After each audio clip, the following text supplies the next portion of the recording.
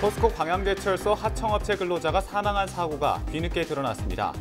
피해자는 시신 일부만 수습할 수 있었지만 정작 원청사인 포스코는 사고에 대한 법적 책임조차 없었습니다. 목포의 한 동물단체 전직 회장이 공금을 횡령했다는 주장이 제기됐습니다. 전임 회장 측은 자신을 고소한 임원도 위법 행위를 했다며 맞고소했습니다.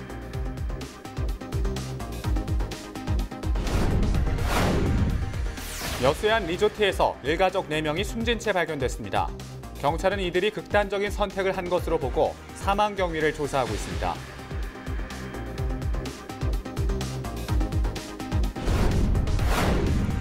전라남도 교육청이 작은 학교를 살리기 위해 협동학교군을 대안으로 내놨습니다. 교육의 불균형을 해소할 수 있는 계기가 될지 관심이 모아지고 있습니다.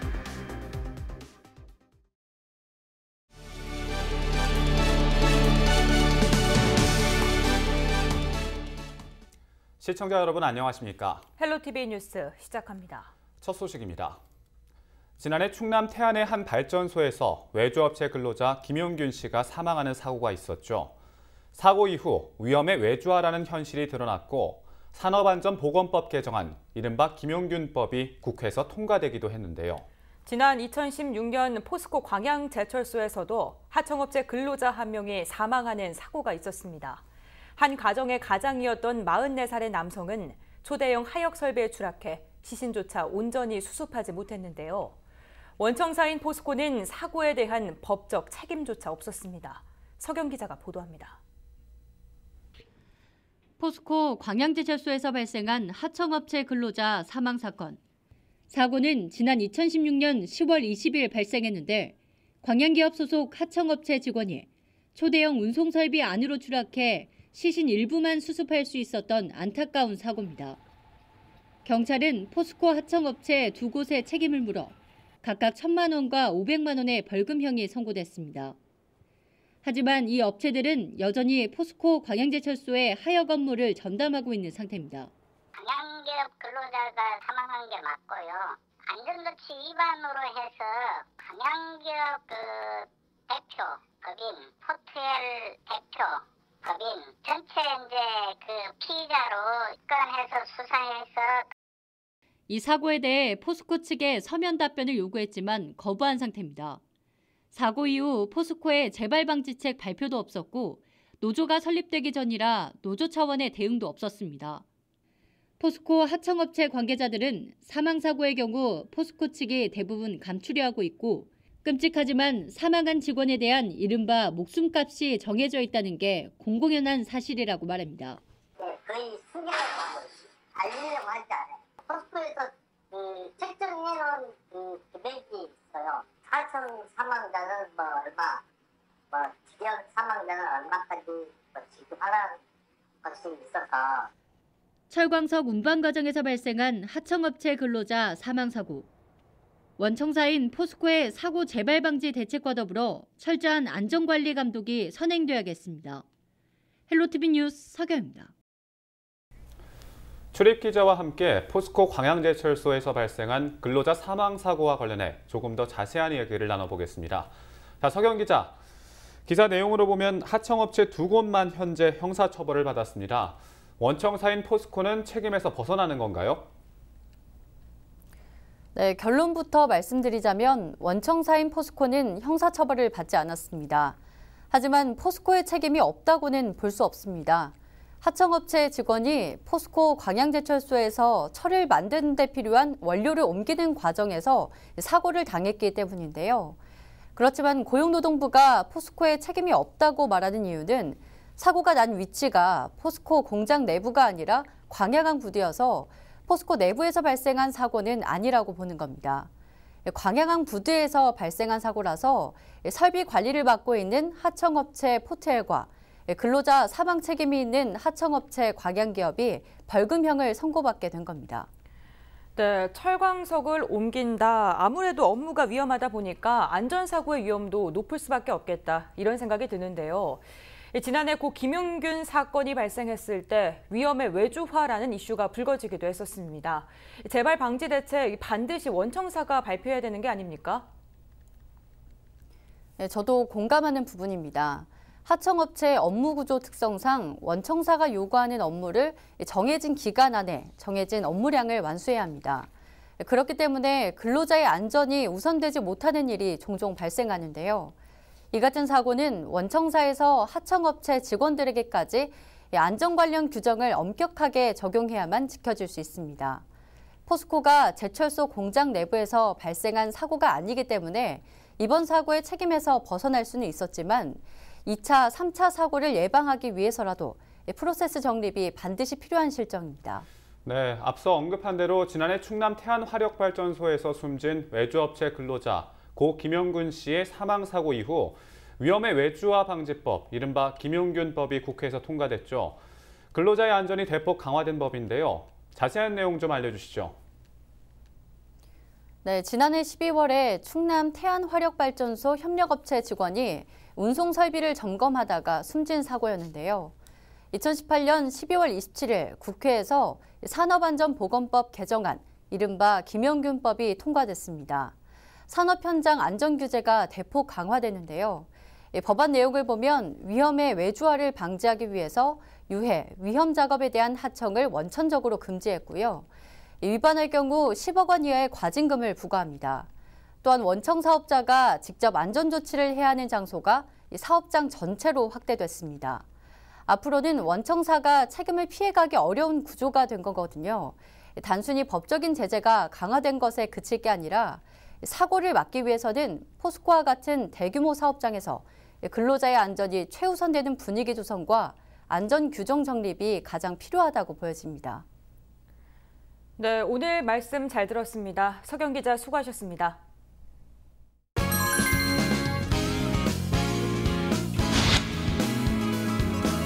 제기를 보시면입니다. 이 가운데 사람이 산업단지 마을 소원이 풍기는 신선한 소리를 들을 수 있고요.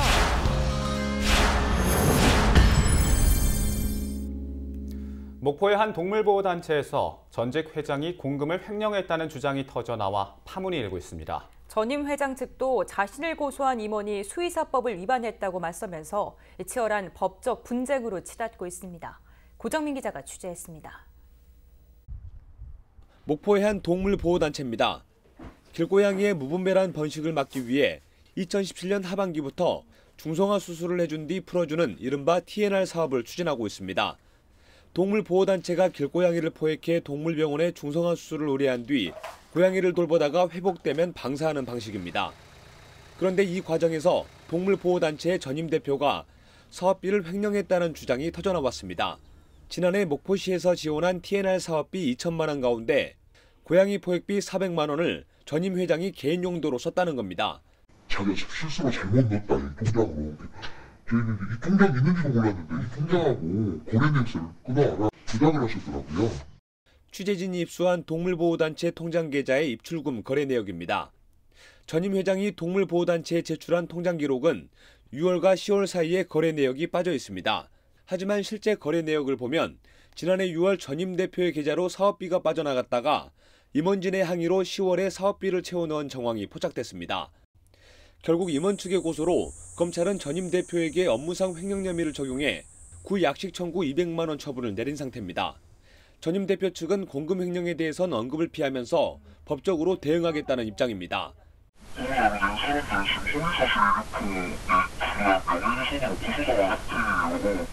현재 전임 대표 측도 자신을 고소한 보호단체 임원이 무허가로 길고양이에게 주사를 놨다며 상대 측을 수의사법 위반 혐의로 고소한 상태입니다. 이에 대해 해당 임원은 치료비가 부족한 데다 생명이 위태로운 길고양이를 살리기 위해선 불가피한 선택이었다고 밝혔습니다. 그러면서 동의 없이 동물보호단체의 CCTV 영상을 가져간 혐의로 상대 측을 맞고소했습니다. 헬로티비 뉴스 고정민입니다. 오늘 오전 여수의 한 리조트에서 일가족 4명이 숨진 채 발견돼 경찰이 수사에 나섰습니다. 경찰은 이들이 극단적인 선택을 한 것으로 보고 정확한 경위를 조사하고 있습니다. 서채리 기자입니다. 오늘 오전 11시 40분쯤 여수시 돌산읍의 한 리조트에서 4명이 숨진 채 발견됐습니다. 여수경찰서는 전북 익산에 거주하는 50대 A씨 부부와 20대 딸, 10대 아들 등 4명이 숨져 있는 것을 리조트 직원이 발견해 신고했다고 밝혔습니다. 리조트 직원은 전날 저녁 숙박을 한 A씨 가족이 퇴실 시간이 지났는데도 나오지 않아 객실을 방문했다가 숨져 있는 일행을 발견했다고 말했습니다. 저희가 11시인 걸로 알고 있거든요. 저희 청소하시는 이모님 아이돌 그래서 문이 잠겨있길래 들어가 보셨는데 그렇다고 하더라고요. 객실에서는 다른 가족들에게 미안하다라는 내용이 담긴 메모가 발견됐습니다. 발견 당시 객실의 외부 침입 흔적은 없었으며 2명은 목을 맸고 또 다른 2명은 얼굴을 비닐로 감싸고 있던 것으로 알려졌습니다. 현장 감식은 끝났고요. 부검을 통해서 명확히 가릴 예정입니다. 자살로 추정은 되지만 그 사이를 명확히 가려야 되기 때문에. 경찰은 이들이 극단적인 선택을 했을 것으로 추정하는 한편 오는 26일 부검을 통해 정확한 사망 경위를 조사할 예정입니다. 헬로티비 뉴스 서채리입니다. 전남은 인구 감소와 급격한 고령화로 학령 인구가 줄어들고 있습니다. 이에 전라남도 교육청은 작은 학교를 살리기 위해 협동학교군을 대안으로 내놨는데요. 교육의 불균형을 해소하고 지역과의 협동 체계를 구축할 것으로 기대를 모으고 있습니다. 유슬지 기자가 취재했습니다. 전남은 모두 887곳 가운데 43%인 374곳이 학생 수 60명 이하의 작은 학교입니다. 학령 인구 감소로 작은 학교가 매년 약 1%씩 늘어나 전라남도 교육청은 이를 살리기 위해 협동학교군 운영을 확대하기로 했습니다.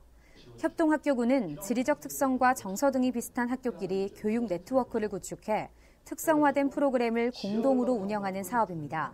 학생과 교직원, 학부모와 지역이 함께 교육 여건의 불균형을 해소하고 작은 학교의 장점을 살리는 방향으로 운영됩니다.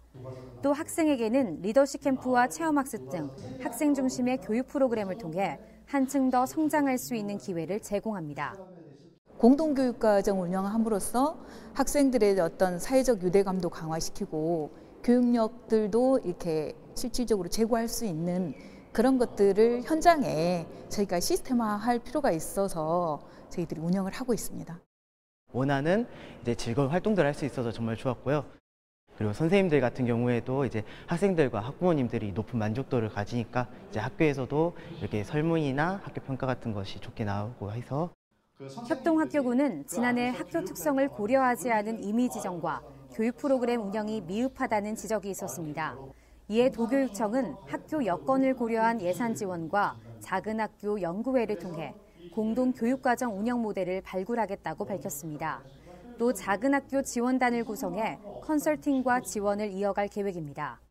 더더욱 협동학교군 운영이라는 것이 사실은 쉽지가 않아요. 현장에서 구현하기를. 그래서 올해는 저희가 그 공동학교군 아니면 공동교육과정을 어떻게 운영하면 좋을 것인지 그런 어떤 모델 발굴이라든지 손으로 지어줄 수 있는 현장감 있는 프로젝트를 계획하고 있어서 학교 통폐합이 아닌 작은 학교가 지닌 장점을 살리고 단점을 지원하는 방식의 협동학교군. 이를 통해 학교와 지역이 함께 살아날 수 있을지 관심이 쏠리고 있습니다. 헬로티비 뉴스 유슬지입니다. 전라남도가 한전공대 설립 지원에 나섭니다. 도는 25일 한전공대 설립 지원단 전담 조직 구성을 위한 인사를 단행하고 조직 개편에 착수했다고 밝혔습니다. 한전공대 설립 지원단 규모는 총괄기획과 기획협력, 개발 지원 등 3개 팀으로 구성했습니다. 도는 과장급 지원단장 1명을 비롯해 팀장급 3명과 행정, 토목, 도시계획, 건축, 시설 분야 담당장 6명 등 총 10명을 지원할 계획입니다. 오는 4월에는 정식으로 조직 개편을 통해 인원을 추가로 확충하고 정식과로 격상시킬 방침입니다. 전라남도가 월동 채소 가격 안정을 위해 겨울 대파와 조생 양파를 산지에서 시장 격리하기로 했습니다. 도는 다음 달 5일까지 총 사업비 56억 원을 투입해 도내에서 생산되는 겨울 대파 1,872톤과 조생 양파 1,840톤을 산지 폐기한다고 밝혔습니다. 사업비는 도비 8억 원과 채소 주산지인 해당 시군과 농협 등이 일정 비율을 부담할 예정입니다. 시장 격리에 참여하는 농업인에 대해서는 3.3제곱미터당 겨울 대파는 5,844원, 조생 양파는 5,922원을 보전해 줄 계획입니다. 지난해 전라남도의 어업 생산량이 전국 생산량의 절반 이상을 차지한 것으로 나타났습니다.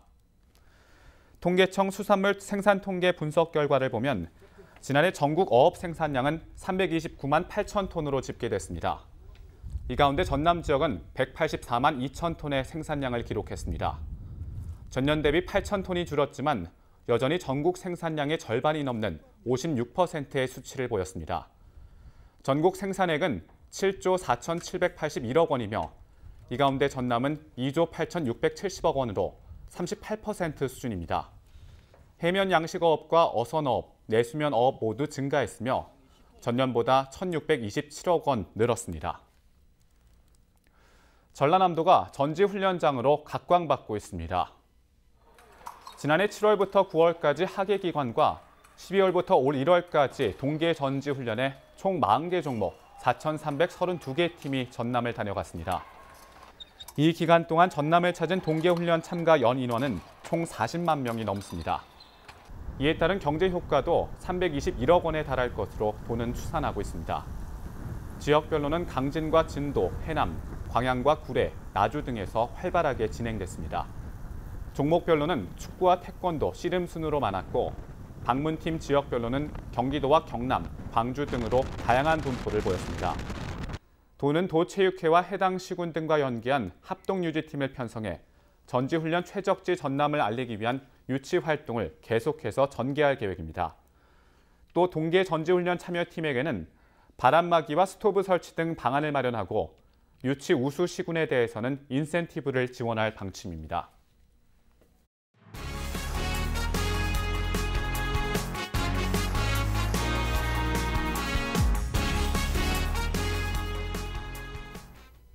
헬로티비에서는 올해 3.1운동과 임시정부 수립 100주년이 되는 해인 만큼 기획 순서를 마련했는데요. 지역 40개 시민단체들이 3.1운동 100주년을 맞아 만인 만복 문화 행사를 준비하고 있어 관심을 모으고 있습니다. 시민들이 직접 기획하고 스스로 행사 기금도 마련하고 있어 그 의미를 더하고 있습니다. 김남호 기자가 취재했습니다. 시민들이 북과 꽹과리, 소고를 두드리며 대한민국과 만인 만복을 했습니다. 남원 지역 시민단체 회원들이 3.1 만세운동 100주년을 기념해 만인만복 문화제를 준비하고 있습니다. 수백여 명의 시민들이 북소리를 울리며 3.1 만세운동을 재현하고 평화행진 등 다양한 문화 행사를 개최하겠다는 겁니다. 지난 100년은 태극기를 들고 100년 전에는 만세운동을 했었던 선조들의 그 얼을 기리고 향후 100년을 여는 울림을 북으로부터 시작해서 큰 울림으로 만들어보자. 그래서 하나 되는 나라, 행복한 나라 이런 나라를 만드는데 우리 시민들이 같이 좀 해서 그 울림을 만드는데 같이 동조했으면 하는 마음에서 이런 문화제를 준비하게 됐습니다. 3.1절 100주년을 기념하는 만인만복 문화제에는 남원 지역 40여 개 시민단체들이 함께 참여합니다. 시민단체 회원들은 음식과 특산품을 판매하며 행사 기금도 스스로 마련합니다. 저희는 다 자원봉사로 하고 있고요. 행사 준비비가 한 2천만 원 넘게 들거든요. 그 돈을 저희가 다 모으고 있습니다. 그래서 오늘 후원 주점도 그 돈을 마련하기 위해서 하는 건데요. 티켓이 1,740장 찍었는데 그게 다 나갔어요. 그리고 그 전에도 후원 주점 계획하기 그 훨씬 전부터 성금이 들어와서 성금만 한 400만 원 정도 모였거든요. 1919년 3월 1일 서울에서 시작한 만세운동은 3월 10일 당시 남원 보통학교와 오수시장, 삼해명과 덕가면 만세운동으로 이어졌습니다. 이후 4월 4일 남원시장에서 수천여 명이 참여한 가운데 열린 만세운동에서는 8명이 총에 맞아 사망했습니다. 100년 전 가슴 아픈 역사를 남원 시민들이 문화행사를 통해 이어나가고 있습니다. 100년 전 시민들의 힘으로 이루어졌던 3.1 만세운동이 100주년을 맞아 시민 자원봉사자들과 함께 새로운 문화행사로 다시 태어나고 있습니다. 헬로티비 뉴스 김나호입니다. 해양수산부가 고흥 오천항을 국가어항으로 지정했습니다. 고흥군은 금산면 주민들의 수건 사업이었던 고흥 오천항 국가지정을 위해 지난 4년 동안 지정 사업을 추진한 결과 고흥에서 6번째로 오천항이 국가어항으로 신규 지정되는 성과를 올렸다고 밝혔습니다. 오천항은 고흥 거금도 끝자락에 위치한 항으로 여객부두를 확충하고 김, 미역 등 풍부한 수산물을 기를 수 있는 수산물 유통 기능항으로 개발될 예정입니다. 대한민국 임시정부 수립 100주년을 맞아 목포에서도 다채로운 3.1절 행사가 진행됩니다. 목포시는 다음 달 1일 유달산 시민종각과 3.1 독립운동탑에서 독립유공자와 보훈단체 등이 참여한 가운데 3.1절 기념식과 참배를 진행하기로 했습니다. 기념식 이후에는 문태고등학교 신입생과 유달산 3.1 독립운동탑에서 학교까지 만세운동을 재현하며 행진 퍼레이드를 펼치기로 했습니다. 우리 지역의 이슈 콕 짚어봅니다. 헬로 이슈 토크. 지역의 현안을 시시각각 다뤄보는 헬로 이슈 토크 시간입니다. 전남은 2020년 신규 사업으로 169건을 발굴했는데요. 이를 위한 국비를 확보하기 위해 4단계 전략을 세워 집중 공략에 나설 계획입니다. 또 지난해 6.13 지방선거에서 공직선거법 위반 혐의로 재판을 받은 광주 전남 현직 단체장들의 처지가 엇갈리게 됐습니다. 이와 관련된 이야기 지금 시작하겠습니다.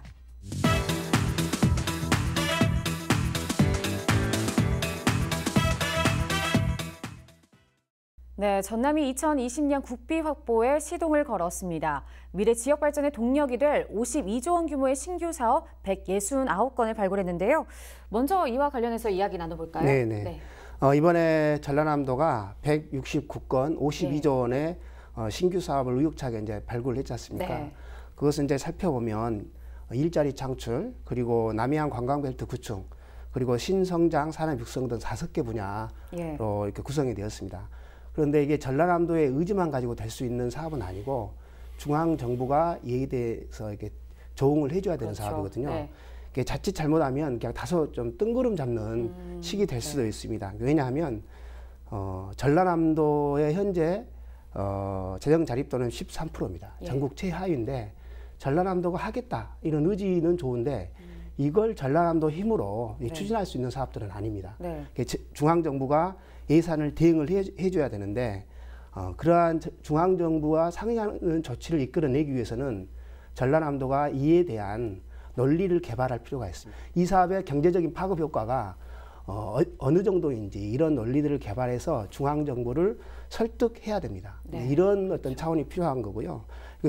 이번에 이제 개발된 사업들의 주요한 사업들이 바로 미래 세대를 위한 일자리 창출이고 또 하나는 향후 100년의 먹거리를 만들겠다라고 하는 거지 않습니까? 전남의 먹거리.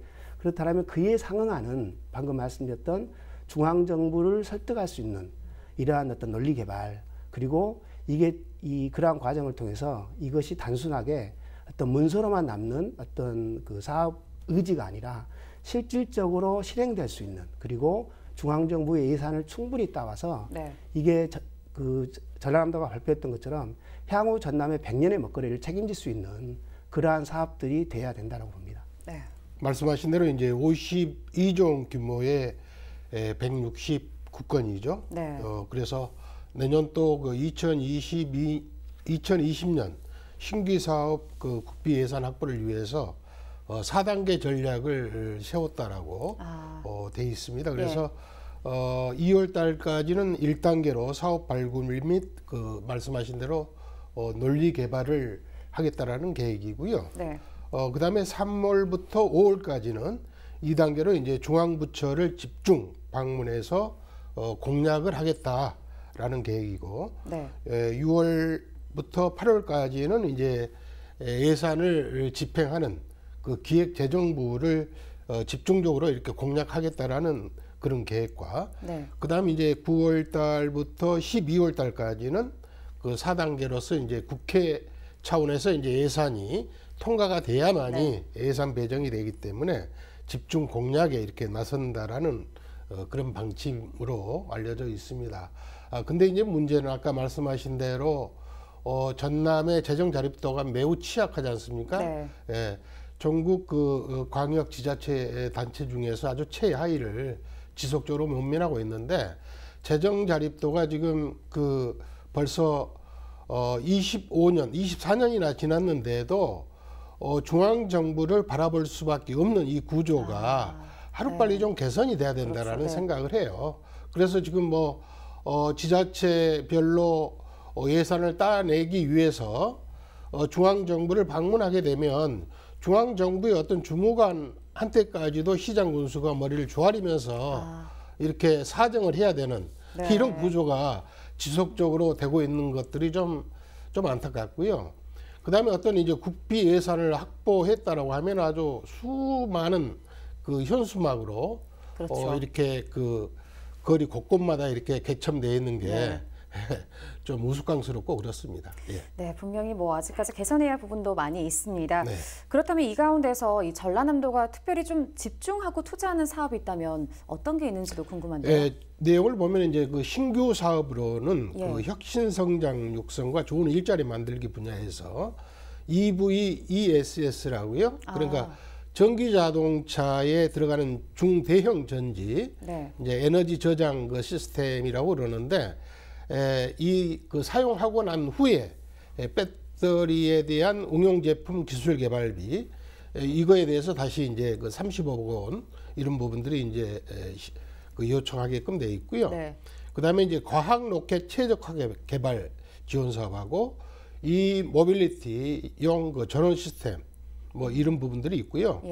또 그 전남 관광문화 자원의 어떤 가치 품격 제고 분야는 뭐 예전부터 여러 번 논의가 됐습니다만은 국도 77호선 그 연결도로 개설 사업비가 들어가 있고요. 또 지역 핵심 그 SOC 그 확충과 균형 있는 그 지역 개발 분야는 특별하게 그 무안 국제공항 활주로 연장에 349억 원이 들어가 있습니다. 예. 방금 말씀하셨던 것처럼 이번에 집중적으로 투자, 특히 이제 2020년에 전라남도가 이제 신규 사업으로 집중적으로 투자하겠다라고 하는 게 우리 이제 그 말씀하셨던 것처럼 지역 산업의 혁신 성장을 기반으로 하는 그 일자리 창출. 지금의 일자리도 중요합니다만은 미래 세대의 일자리 창출도 대단히 중요합니다. 그리고 이제 전남은 이제 농도이다 보니까 농업 그리고 축산업, 이러한 사업들을 집중적으로 할 수 있는, 특히 이제 여기에서 보면은 그 첨단 무인화 자동화 시스템 뭐 시범 단지라든가 아니면은 국립 에코난 그 국립 그 식물원 조성 사업이라든가 이런 부분들이 있을 것 같습니다. 그리고 가장 중요한 것은 이제 그 주민들의 복지 정책, 주민들이 실질적으로 지역에서 어떤 행복 지수를 높여낼 수 있는 이러한 복지 정책이 대단히 중요한데, 이러한 사업으로는 국립 뇌심혈관 질환센터 건립산업이라든가 농어촌 지역의 공공산후조리보 운영 지원산업, 이러한 부분들을 현재 전라남도가 2020년 신규 사업으로 집중적으로 지금 하겠다고 하는 것이고요. 그 규모가 현재 5,157억 원 정도 지금 전라남도가 생각하고 내년에 이 예산은 꼭 따오겠다, 중앙정부로부터 이런 지금 노력들을 하고 있는 것으로 알고 있습니다. 네, 뭐 들어보니까 일자리부터 관광, 복지까지 정말 다양한데요. 특히 올해는 6조 8천억 원의 예산을 확보를 했거든요. 아무래도 또 지역의 수건 사업들이 많이 반영돼서 기대도 큰 걸로 알고 있습니다. 네, 어떻게 보십니까? 현재 가장 그 우리가 전남 도민들이 그 수건 사업 중에 하나가 호남 고속철도잖아요. 그래서 호남 고속철도 2단계 건설로 660원이 지금 올해 반영이 됐죠. 올해 6조 8천억 국비 안에 반영이 됐고, 남해안철도 그 전철화 사업, 이것도 3,900억 원이 반영이 됐습니다. 그리고 이제 광주에서 대구 동서 그 내륙도로, 흔히 말하면 88고속도로를 말하는 거죠. 여기에 이제 타당성 그 이제 88고속도로와 병행해서 철도를 놓는, 그래서 동서 간의 어떤 원활한 어떤 경제적 교류를 할 수 있는 이 철도 타당성 영역비로 5억이 확보가 됐습니다. 이게 이러한 부분들을 포함해서 총 6조 8천억 원이 포함되는데, 저는 좀 안타까운 것은 현재 경전철 그 송정에서 순천까지 가는 전철화 이 사업이 있습니다. 이 사업에 현재 반영비가 10억밖에 반영이 안 됐거든요. 이게 이제 전체적으로 한 145억 정도 들어가는 예산인데, 그래서 10억 반영됐고, 그리고 무안국제공항 활성화가 우리 이 프로그램에서도 여러 번 이야기를 했던 내용인데, 무안국제공항 활성화도 이번에 5억 반영이 됐습니다.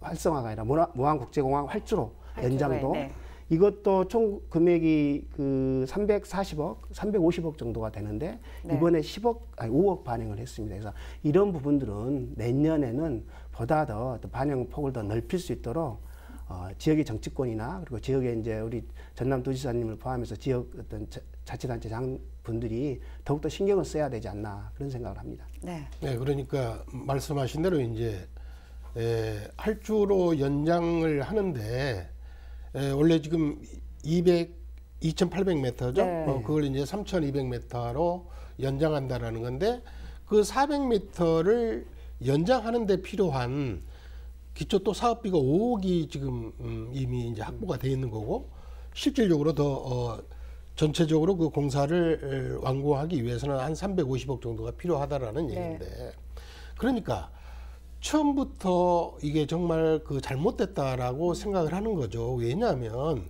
처음에 무한국제공항으로 국제선을 뜰 수 있게끔 처음부터 만들려면 처음부터 활주로부터 보잉 747이라든지 대형 항공기들이 마음 놓고 이렇게 착륙하고 이륙할 수 있는 그런 구조로 처음부터 이렇게 실시가 됐어야 되는데 네. 중간에 이렇게 하다 보니까 이제 또 추가로 건설비가 이렇게 확보돼야 되고 하는 문제점들이 따른다라는 것이죠. 그래서 지역에서 이렇게 여러 가지 이제 요구들을 하고 또 뭐 관련 기관에서 노력들을 하고 하지만 처음부터 정말 그 지역의 균형적인 발전을 위해서 집중적으로 투자할 때는 이렇게 투자를 해야 된다라고 보거든요. 그래서 지난번에도 이제 그 새만금에 대한 그 국제공항에 대해서도 좀 논의하고 했습니다만은 그게 정말 그 전라북도 입장에서는 그 정말 수건 사업이다라고 했지만 전라남도 입장에서는 또 무한 국제공항이 있는데 또 새만금 국제공항이 왜 필요하겠느냐.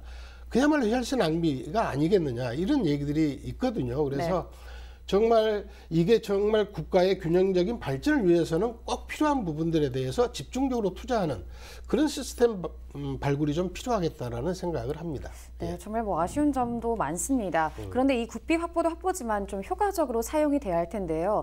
올바르게 사용할 수 있는 이 방법에 대해서 좀 짧게 한 말씀 전해주시죠. 예. 그러니까 이 뭐 예타, 예비 타당성 검토 이런 부분들이 이제 면제가 돼가지고 하는 사업들도 있곤 하지만 그건 또 어떻게 보면은 발전이 더딘 그런 지역에다가 그냥 투자를 한다라고는 하지 않습니까? 근데 지금 이번에 2020년도에 예산에 반영해야 될 이런 부분들이 쭉 뭐 1단계부터 4단계까지 나와 있는데 이것들도 정말 사업 타당성 검토가 먼저 해야 된다라고 봅니다. 그래서 정말 이게 필요한 부분인지 꼭 있어야 될 사업인지 여부를 정확하게 면밀하게 검토해 가지고 반영이 돼야 된다라고 봅니다. 예, 이제 방금 말씀하셨는데 전남이 이번에 그 개발했던 52조 원이라고 하는 이 사업들 169건의 사업을 발굴을 했지 않습니까? 근데 이게 과연 이게 발굴 차원이 아이디어 차원이거든요. 이게 우리 송 대표님께서 말씀하셨던 것처럼 사업 타당성에 대한 면밀한 분석이 향후에 이루어져서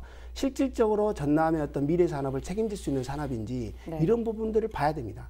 그렇다면 이 큰 그림에 맞게 지역에서 거기에 어떤 세분화할 수 있는 그 예산을 지역에서 제대로 응용해서 쓸 수 있는 그런 어떤 타당성들이 필요한데 이런 것이 없이 특히 이제 선거 그 지방자치 선거가 되면서 그런 타당성보다는 오히려 이제 반대로 역으로 부풀리기식 사업 특히 이제 토건 사업들이 많이 유치를 하거든요. 그러니까 예를 들면 그 30억 사업인데 여기에 5억 국비를 가져왔어요. 5억 국비를 가져와 놓고 이 30억 국비를 가져온 것처럼 프랑카를 걸어놓는단 말입니다. 근데 그 사업이 결국 보면 토건 사업이에요. 그러니까 주민들의 어떤 복지라든가 주민들의 생활에 실질적으로 도움이 되지 않는 사업들이 국비라고 하는 외피를 써가지고 가져오거든요. 근데 5억 가져왔는데 나머지 25억을 지역에서 그 대응 투자를 하지 못하면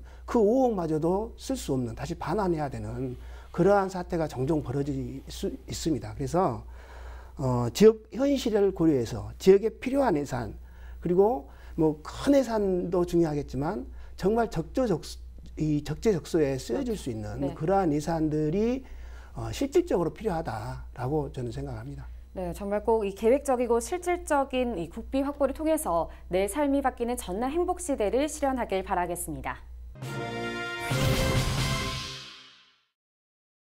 네, 지난해 6.13 지방선거에서 공직선거법 위반 혐의로 재판을 받은 이 광주 전남 기초단체장의 희비가 엇갈리고 있습니다. 결과가 어떻게 됐습니까? 예, 지난해 이제 6.13 지방선거에서 공직선거법 위반 혐의로 기소된 광주 전남 그 소속 단체장들의 그 재판 결과가 최근에 나왔습니다. 물론 이제 대법원 판결은 아닌데 1심 내지는 이제 2심 재판 결과가 나왔는데 네. 최근에 이제 보면 강인규 나주시장과 김종식 목포시장 그리고 이승옥 광진 군수 같은 경우는 벌금이 이제 80만 원에서 90만 원대를 선고하면서 단체장을 유지하게 됐거든요. 네. 선거법 관련해서는 100만 원 이상이면 직을 상실하게 됩니다. 근데 100만 원 이하로 나와가지고 직을 유지하게 됐고, 이윤행 한평군수 같은 경우는 최근 항소심을 냈어요. 네. 1심 결과를 보고 항소심을 했는데 오히려 항소심에서 좀 더 나왔다고 합니다. 징역 10개월에 집행유예 2년을 선고받았고, 네. 또 김삼호 광주 강산구청장의 경우도 지난해 10월에 공직선거법 위반 혐의로 기소가 돼서 징역 1년 2개월에 집행유예 2년을 선고받았습니다. 그래서 네. 아직 이제 고법의 재판을 계류 중이긴 한데 이 두 분 같은 경우는 이대로 형이 확정될 경우는 직을 상실하게 됩니다. 네, 이렇게 선거철마다 위반 사례는 이어지고 있습니다. 왜 이렇게 반복되는 걸까요? 네, 그렇습니다. 이번 6.13 지방선거 이후뿐만 아니라 예. 이전에도 이러한 사례들이 되게 많았는데요. 네. 일단은 국회의원이라든지 공직선거에 출마하는 단체장이라든지 또 시도 의원들도 마찬가지인데 네. 일단은 선거는 일단 이기고 보자라는 식의 어떤 의식들이 좀 팽배하다 보니까 네. 법 위반 이런 것들을 아주 대수롭지 않게 보는 이런 것들이 계속 일어나고 있는 것 같습니다. 네. 그래서 제 생각에는 이제 일단 이기고 보고 100만 원이 됐건 형이 확정되면 이제 직을 상실하게 되지만 네. 일단 100만 원까지 이것도 어떻게 보면은 잘못에 따른 그렇죠. 벌금형이 부과된 거 아니겠습니까? 네. 이것도 이제 어떻게 보면 법을 어기는 꼴이죠. 네. 근데 100만 원 이상은 되고 100만 원 이하는 유지가 되고 이것도 참 문제다. 네. 예. 이럴 경우 되고 이럴 경우는 안 되고 법은 어차피 어겼는데 이런 부분들도 좀 개선이 좀 필요한 부분이 아닌가라는 생각을 해요. 네, 말씀하셨듯이 이 결과가 현직을 유지한 단체장과 당선 무효용 단체장들로 나눠졌는데요. 네. 말씀하셨듯이 정말 이 선거법을 위반했다는 그 자체만으로도 문제가 되지 않습니까? 그렇습니다. 예. 그래서 지금까지 보면 전남 쪽하고 광주 쪽에 지방자치단체장의 비리나 선거 출마 후보의 선거법 위반으로 인해서 재보궐선거를 치렀을 때 2014년부터 2016년까지 3년간 거의 한 67억 원의 혈세가 들었다라고 나와 있거든요. 네. 그래서 이미 2017년도에도 저희 경실련에서는 이 보도자를 통해서 방송을 한 바가 있는데요. 예를 들어서 해남 같은 경우에도 지금 이미 지금 뇌물수수나 직권남용 협의로 지금 구속이 되어 있습니다만은 박철환 전 군수라든지 네. 또 지난 5월 16일날 대법원에서 이제 형이 확정이 됐죠. 그분 같은 경우에는 또 지난 2008년에는 박희영 군수, 2011년에는 또 김충식 군수. 그러니까 연달아서 3번 그렇죠. 군수직을 이제 잃게 되는 거죠. 그 비용 자체는 재선거를 통해서 고스란히 이제 국민의 혈세가 이렇게 투입이 된다라는 거고요. 네. 국회의원 같은 경우는 이제 국비로 하지만 지방선거에 출마하는 단체장 같은 경우에는 지방비로 나가게 돼 있거든요. 네. 그래서 이렇게 재보궐선거가 이루어짐으로 해가지고 계속적으로 국민의 혈세가 이렇게 낭비되는 것들이 아주 문제라고 봐요. 그러니까 그동안의 어떤 선거 비용 부담이라든지 또 한편으로는 또 지역민이 어떤 불신의 늪에 빠지게 되는 거고 네. 지역 간의 어떤 주민들 간의 또 갈등 같은 것도 유발되게 되고요. 예. 그래서 여러 가지 문제점들이 계속되고 있습니다. 네. 예, 방금 말씀하셨던 것처럼 결국은 이게 지역의 문제로 이제 될 수밖에 없고, 네.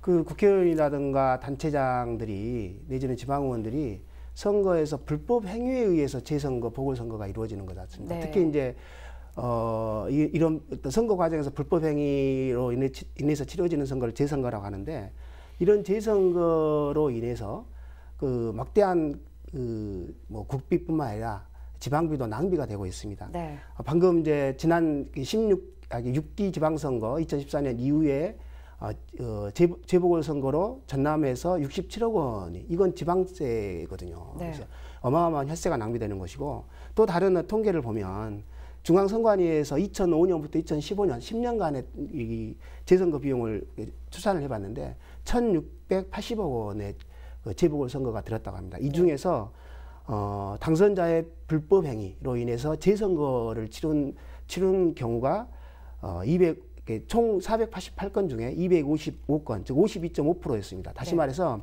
1,680억 원 중에 850억의 국민의 혈세가 낭비된 거죠. 정치인들이 불법 행위로 인해서 이렇게 많은 혈세가 낭비되었다라고 하면 굉장히 문제가 심각한 겁니다. 그래서 이런 부분들이 빨리 극복이 될 수 있도록 문제는 이 유권자들의 의식 개선, 물론 이 선거운동을 선거 출마하신 분들이 법을 준수하고 이거 당연한 기본이지만 그렇죠. 유권자들의 어떤 인식의 변화, 의식의 변화가 필요합니다. 요즘 세상이 어떤 세상인데 뭐 돈 쓰고 흑색 선전하고 그리고 허위사실 유포하고 상대방 비방하고 이게 통한다는 게 말이 안 되지 않습니까? 그런데 그렇죠. 현실 선거에서는 이게 통하니까 자꾸 이 출마자들이 그런 부분 유혹에 넘어갈 수밖에 없거든요. 그래서 이런 부분들을 유권자들이 표로서 심판하겠다라고 하는 어떤 그 인식의 변화가 좀 있어야 된다. 그리고 보다 더 근본적인 것은 제도의 변화. 선거법과 관련해서는 유독 그 솜방망이 처벌을 한다. 관대하다. 이런 이야기가 나오거든요. 보다 더 선거법 관련해서는 국민 정서, 법 감정에 맞게 보다 더 양형 기준을 더 높여서 해야 될 필요가 있다라고 생각을 합니다. 네, 정말 이 선거법을 가볍게 여기는 건 아닌지 여러 생각이 드는데요. 이 주민의 대표인 지자체장의 위반 방지를 위해서 좀 어떤 대책들이 앞으로 마련이 돼야 할지 추가적으로 얘기해 주시죠. 네, 그러니까 원인 제공자에 대해서는 그 선거를 치르게 되면 아주 평균 선거 비용을 한 10억 정도가 들어간다라고 그러는데요. 그 비용 자체를 원인 제공자가 부담을 하게 하는 이런 부분들이 좀 필요하다라고 봅니다. 물론 뭐 국회에서 지금 뭐 계류 중이고 몇 년째 잠자고 있는데요. 잘못한 사람, 깨끗하게 해가지고 그 주민들의 대표가 되겠다, 주민들의 머슴이 되겠다라고 했던 사람들이 각종 법규를 어기고 나중에 문제가 됐다면 재선거를 치르게 된다면 본인 스스로가 100% 예를 들어서 10억이 든다라고 하면 10억을 본인이 하게 한다든지 아니면 일정 부분 그 본인도 책임을 지게 하는, 그리고 그 정당에서 공천을 받은 그 정당도 책임을 져는 이런 제도가 빨리 도입이 돼야 된다고 저는 봅니다. 네, 정말 이 단체장의 흑역사가 되풀이되지 않도록 보다 근본적인 해법이 필요해 보입니다. 오늘 두 분 말씀 잘 들었습니다. 네, 전라남도는 최우선 과제인 일자리 창출과 남해안 신성장 관광벨트 구축 등 이 지역 경제 발전을 이끌 신규 사업을 위해 치밀한 접근을 준비하고 있습니다.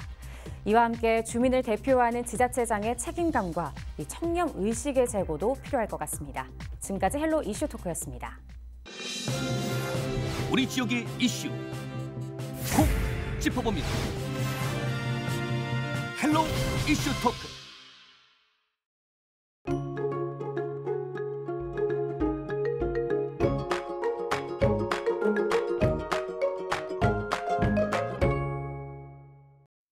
벌써 일주일째 공기가 탁합니다. 중국발 스모그까지 유입되면서 공기의 질은 더욱 나빠졌는데요. 다행히 점차 대기의 흐름이 원활해지면서 먼지가 차차 해소되겠습니다. 오전까지는 먼지의 농도가 높게 나타날 것으로 보이니까요. 출근길에는 마스크를 챙기셔야겠습니다.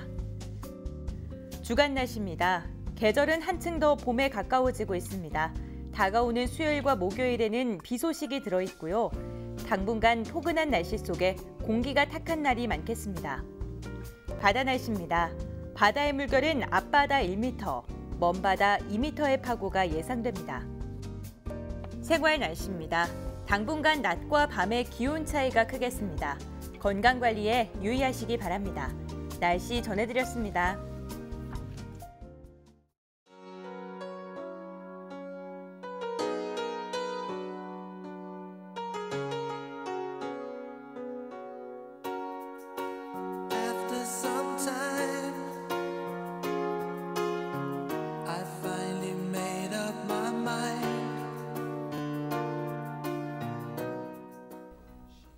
이상으로 헬로티비 뉴스를 마칩니다. 저희는 언제나 지역 주민 여러분 곁에 있겠습니다.